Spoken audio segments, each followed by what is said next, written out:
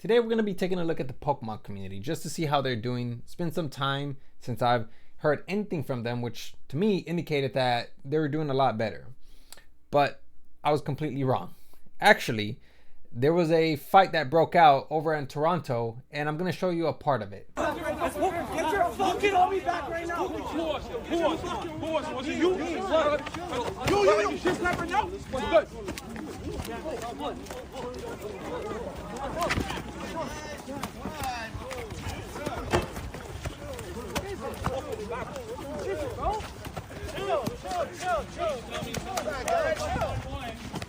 Now, I would show you guys the rest, but unfortunately, YouTube would restrict it. But if I was to describe it, just imagine two wacky inflatable arm flailing tube men put right next to each other on a windy day, and that's the fight. If you guys do want to go watch the fight for yourselves, don't worry, I'll put it in the description down below. Go ahead and watch it for yourselves.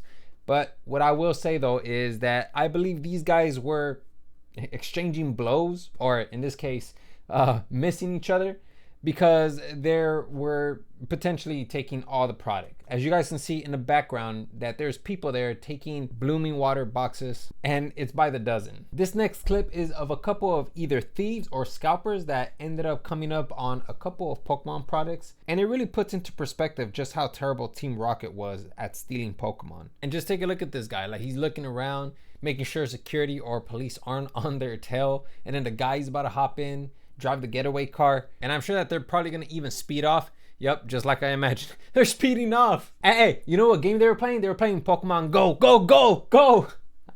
And then there's these people of position of power. Well, depending if you're a Pokemon collector or not, these guys are in a position of power because they work for a franchise or a store. It could be a Toys R Us or whatever the case is. And these guys have the privilege of getting to the machine a lot earlier since it's not open to the public. Jewel employee buying all the Pokémon before the store opens at 6 in Chicago. Like, take a look at this guy. This is totally unbearable for a Pokemon collector because you're looking at that and immediately you can't help but compare this scene to someone who's inside a money booth, and then the only bill that's being blown into it are $100 bills. But I do come with some great news because I do want to go ahead and share this with you guys. It's not a solution to this problem. However, we can see that more and more people are beginning to get involved. And unfortunately, and I say unfortunately, employees are starting to step up and get in the way of these scalpers from purchasing every single product. It says limit 2 on the top, I've seen it. It doesn't say that. It says no order. He's shutting off the machine. It doesn't say that on there.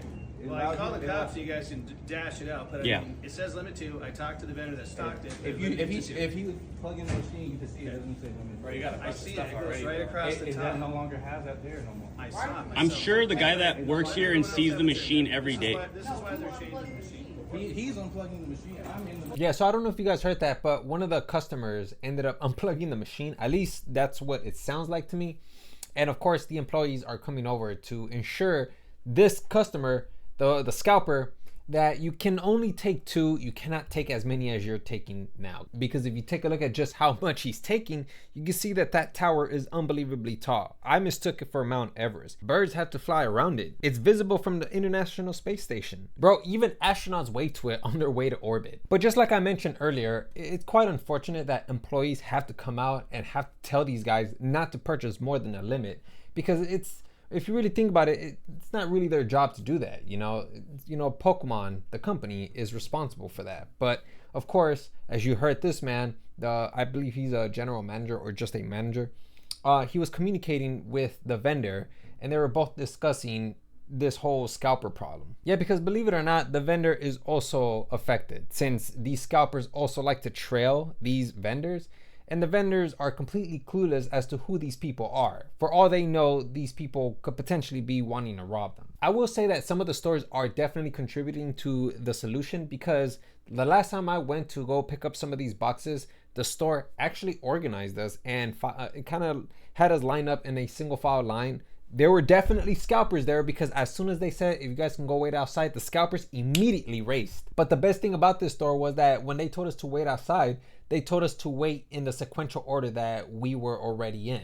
So if we were in second or third place, then we would wait outside in a new line second or third place. The security was on it, man. I really do appreciate that security guard. The security was on it. He told us that, you know, the plan that they had made was that everyone who was waiting in line was going to be able to get at least 2 products, 2 boxes or whatever they wanted, and that they were only going to have a list of 50 or 40, somewhere around there.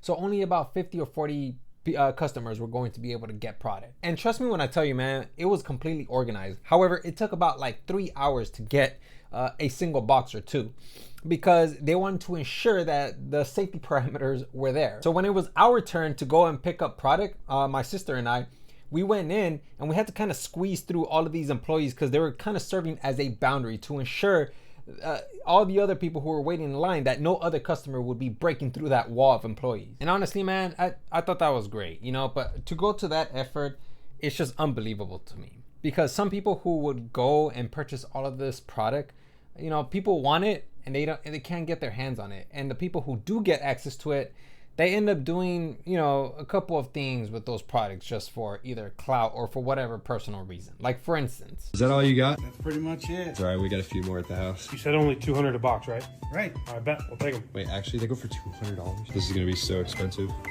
$1,700. This is insane. You need a bag for these? I don't need a bag. Yeah, he doesn't. Look at this. $1,700 in sealed Scarlet Violet Prismatic Evolutions. We did this with 151 about a year ago. That thing's sick. Hard and money.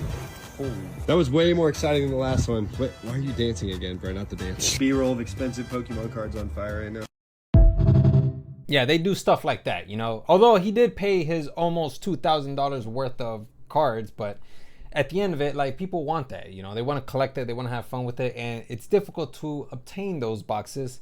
But for somebody to obtain that many and then just light them all on fire, I mean, I don't know how you guys feel about that. Personally, to me, I can't sleep. It doesn't even allow a Snorlax to sleep at night. And of course, if you're sitting there, oh, well, you know, it's just $2,000. That's his money. He can do whatever he wants. Yeah, but inadvertently, it affects all of us, because that stupid stunt ends up driving up the prices, which potentially isn't good for the hobby, because now cards or anything that people want to obtain, it's so much more pricier. And that's what develops people like scalpers. All I know is that the situation is gradually improving.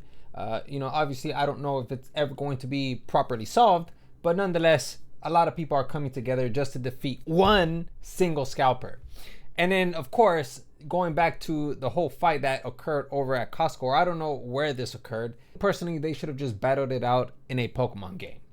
Whoever has the higher stats and they defeat the other, I think that person, the winner, is the one who's allowed to catch them all. Anyways, I'm going to go ahead and end it there. That's all I have for you guys, and I'll see you guys next video.